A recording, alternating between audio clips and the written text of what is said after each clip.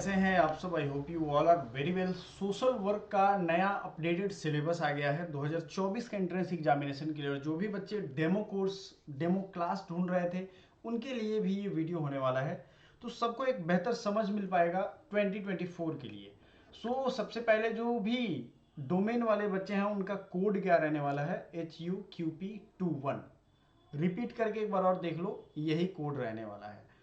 और जैसा कि मैंने आपको कहा था कि सिलेबस या सब्जेक्ट्स या नंबर्स ऑफ क्वेश्चन में कुछ कमी आ सकती है, वो आया हुआ है। आपको यहाँ पे दिख जाएगा लाइक 75 क्वेश्चन जो है इस बार पूछे गए जाएंगे। और ये जो है सब्जेक्ट स्पेसिफिक नॉलेज होगा। ऑल क्वेश्चन जो कंपलसरी होगा, बाइलिंगुअल में होगा, दोनों भाषा में ये होगा। तो पिछली बार भी सिलेबस यही था। सोशल कॉन्सेप्ट याद करिए, economic concept, political concept, psychological concept, है ना, environmental concept, legal concept, social reform movement and social work. भक्ति मूवमेंट कॉन्सेप्ट था, सोशल रिफॉर्मर थे, फ्रीडम मूवमेंट थी, दलित एंड सोशल मूवमेंट था, एनजीओ था, कॉर्पोरेट था। फिर यूनिट 8 आ जाता है, social change and social transformation, इसके कॉन्सेप्ट हैं। फिर सस्टेनेबल टेक्नोलॉजीज की अगर हम बात करें तो ये आखिरी था। अब आपको ये समझना है कि क्या यही सिलेबस इधर भी था, तो हाँ जी, इधर भी यही सिलेबस था। हम लोग जहाँ पढ़ रहे थे उसके आगे आज पढ़ेंगे, और आपको हम ये एक डेमो भी दिखा देंगे। जो बच्चे डेमो के लिए बहुत ज़्यादा उत्सुक थे कि सर डेमो दिखा दीजिए, तो पहले भाई सिलेबस देख लो। सिलेबस की क्लैरिटी दिमाग में होनी चाहिए, इतनी ही सिलेबस है, ठीक है। उसके बाद अपन लोग डेमो के चक्कर में पढ़ सकते हैं। ये वीडियो मैं रिकॉर्ड करने का उद्देश्य यही था कि आपको ये चीज़ बेहतरीन तरीके से समझ में आए। हर वो देखो, कॉन्सेप्ट की एक अलग बात होती है। कॉन्सेप्ट हम लोग पढ़ रहे हैं, उसका क्लियर सा मतलब है। हम लोग यूनिट 3 पढ़ रहे थे, पॉलिटिकल कॉन्सेप्ट। ये आपको बहुत ज़्यादा कॉन्सेप्चुअल क्लैरिटी देगा, आपको ये ध्यान रखना है, ठीक है। ह्यूमन राइट कॉन्सेप्ट आज हम पढ़ेंगे और इसी के आगे हम लोग बात करने वाले हैं। अगर इस चीज़ को आप समझोगे, ह्यूमन राइट्स क्या होते हैं, तो हिंदी और इंग्लिश में दोनों हमारा नोट्स होगा, आपको ये समझ आना। देखो, ह्यूमन राइट्स के बारे में एक वर्ड या आप एक कोटेशन कह लो, बहुत फेमस है, ऑल ह्यूमन हैव राइट्स, ठीक है। ये आपको ध्यान रखना है, सभी के पास है। अब सभी का मतलब ये मत समझना कि सभी जो जीवित है, मृत है, चाहे वो किसी कैटेगरी में हो, चाहे वो प्रोस्टिट्यूशन का ही काम क्यों ना कर रहे हो, चाहे वो, अगर बात करें हम मैनुअल स्कैवेंजिंग उनका भी अगर है, हर वो नीचे से नीचे तबके से लेके ऊपर के ऊपर तबके तक ह्यूमन राइट्स के बारे में बात की जाती है। समझ में आ रहा है? Human rights are rights inherent to all human beings regardless of race, sex, nationality, ethnicity, language, religion, or any other status.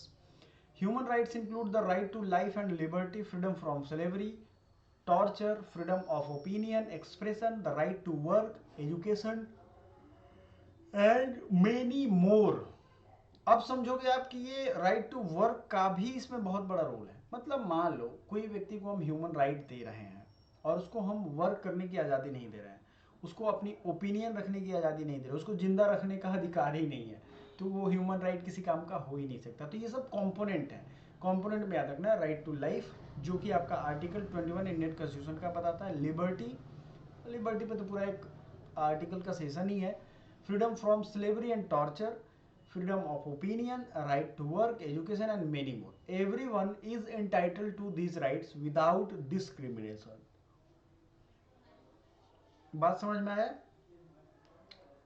इसमें किसी भी तरीके का किसी के साथ भेदभाव नहीं किया जाएगा। क्लियर है ये चीज?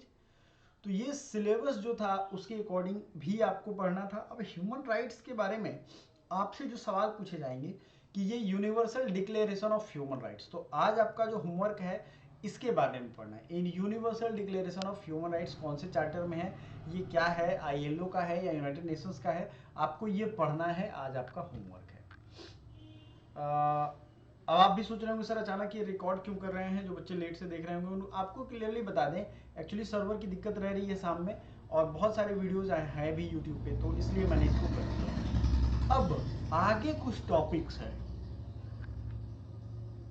जैसे panchayat, executive, judiciary, legislative, human right, fundamental duty, social justice, freedom, liberty, ये सब के सब हम लोग कहाँ पढ़ रहे हैं? पॉलिटी की क्लास में पढ़ रहे हैं।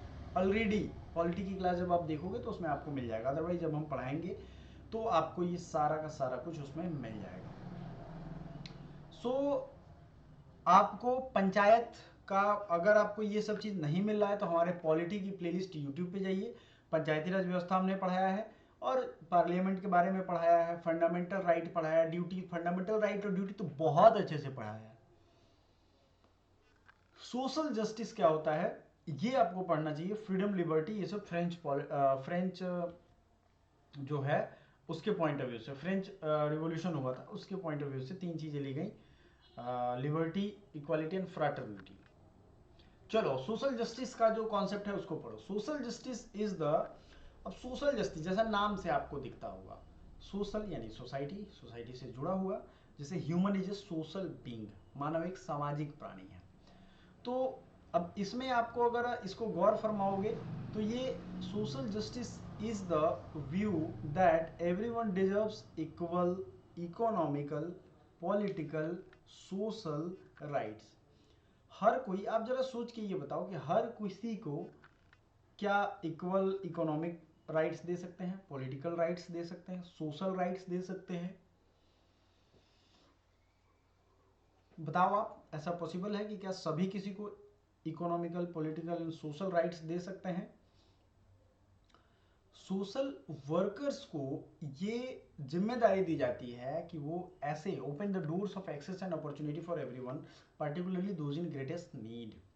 अब देखो सोशल वर्कर, चूंकि सोशल वर्क आप पढ़ने जा रहे हो सकता है आप कोर्स करोगे और उसमें आपको 2 साल यही चीज़ें समझाई जाएंगी कि आपको भाई जिसको जितना ज़्यादा नीड है उसकी नीड के हिसाब से उसकी जो टारगेट नीड है वो पूरी हो, इसका ध्यान रखना है। अब बहुत सारे लोग बहुत सारे नीड में हैं, लेकिन किसको क्या उचित मात्रा में, कितनी मात्रा में देना है ये आपको डिसाइड करना पड़ेगा।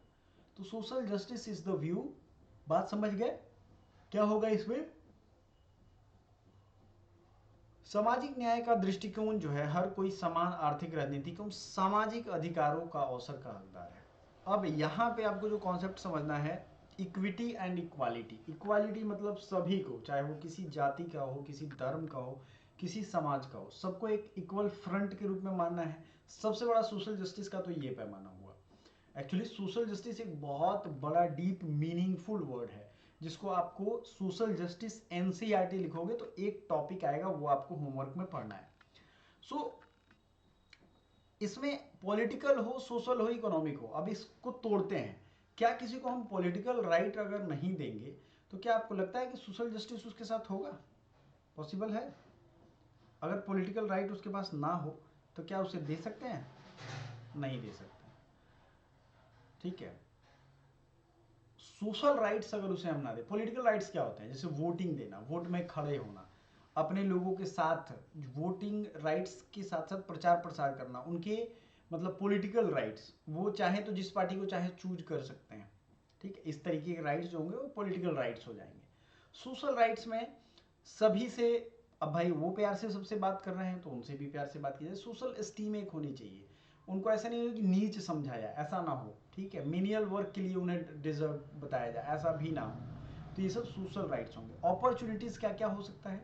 इक्वल अपॉर्चुनिटी कैसे होगा?